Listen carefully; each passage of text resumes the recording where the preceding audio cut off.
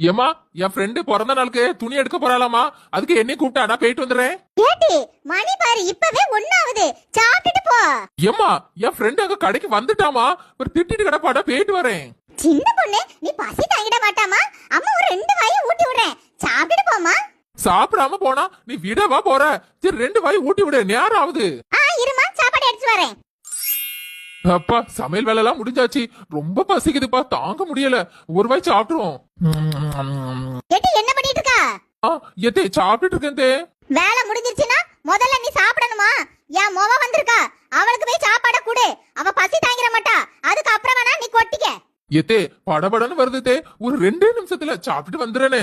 டேய் ஆத்தாக்காரி வளர்த்திருக்க வளர்ப்ப பாரு. முதல்ல வீட்ல உள்ளவங்களுக்கு கொடுத்து சாப்பிடணும்னு அந்த எண்ணம் இல்ல. எடுத்துட்டு வாரேன் தே, 1000 தான் இருந்தாலும் அம்மா அம்மா தான்.